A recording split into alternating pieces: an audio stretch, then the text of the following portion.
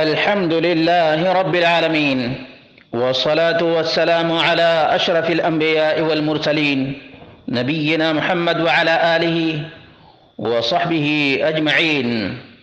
قال الله تعالى: لقد كان لسبع في مسكنهم آية جنتان عن يمين وشمال۔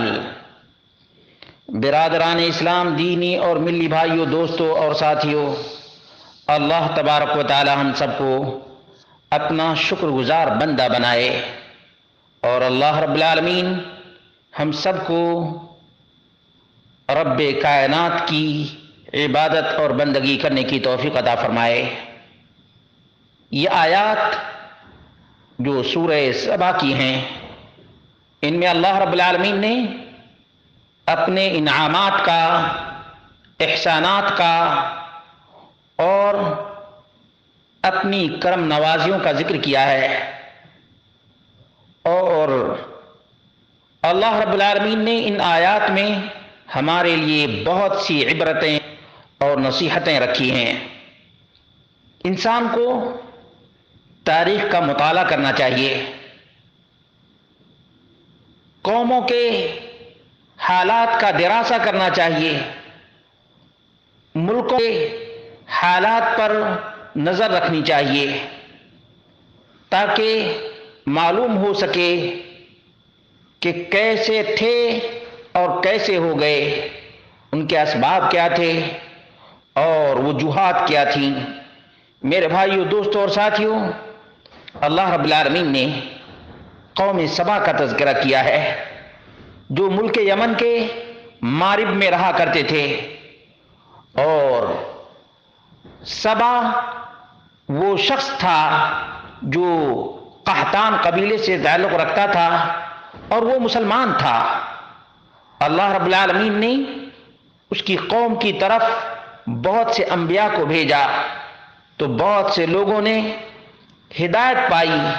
اللہ رب العالمین نے انعامات، احسانات اور کرم نوازیوں کی بارش کر دی، یہاں تک کہ ان کی زمین شاداب ہو گئی اور ارزاق میں اضافہ ہو گیا، اور ان کے حالات، ان کے اسفار بہت ہی بہتر ہو گئے۔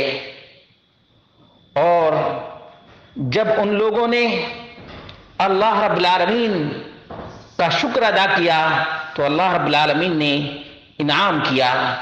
آپ جانتے ہیں کہ وہ سبا کون تھا؟ چنانچہ سنن ابو داؤد اور ترمذی میں روایت ہے، رسول مکرم صلی اللہ علیہ وسلم سے ایک آدمی نے پوچھا: ان رجلا سأل رسول اللہ صلی اللہ علیہ وسلم فقال یا رسول اللہ ما سبا ارض هو ام امرأة؟ قال ليس بأرض ولا امرأة ولكنه رجل ولد 10 من العرب فتيامن منهم 6 وتشاءم منهم 4۔ اللہ کے رسول، سبا کوئی زمین کا نام ہے یا عورت کا نام ہے؟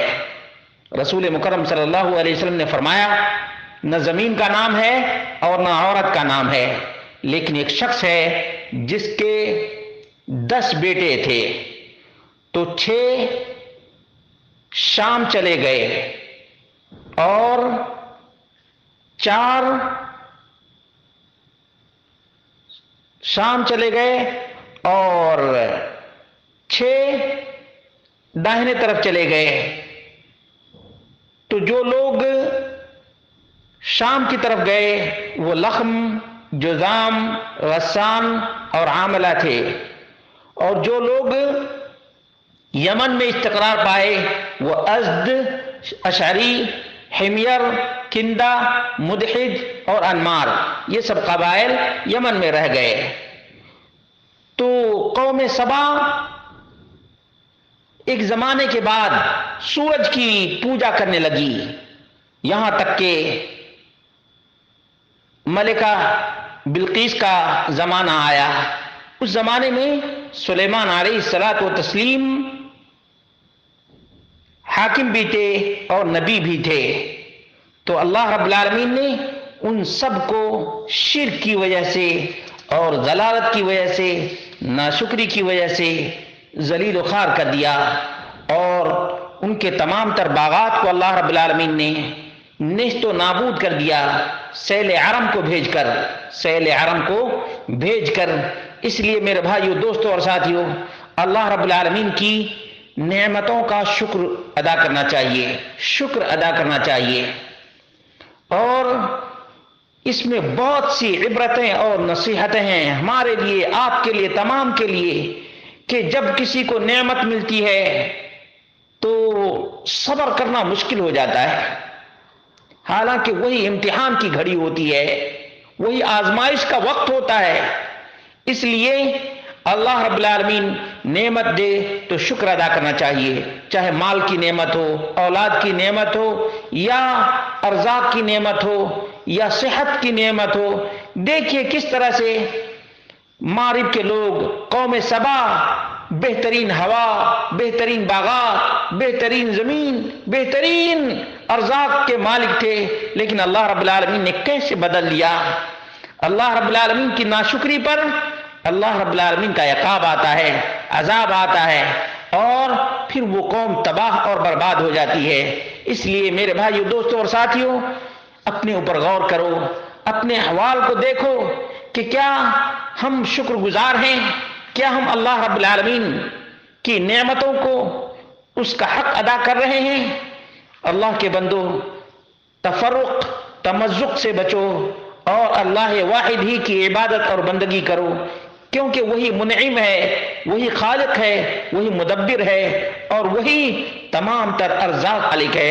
اللہ رب العالمین سے دعا، اللہ رب العالمین ہم سب کو شکر گزار بنائے، اللہ ہم سب کو ناشکری سے محفوظ رکھے، اللہ ہم سب کو جب تک حیات ہے، زندگی ہے، اپنی بندگی اور اپنا شکر ادا کرنے کی توفیق عطا فرمائے۔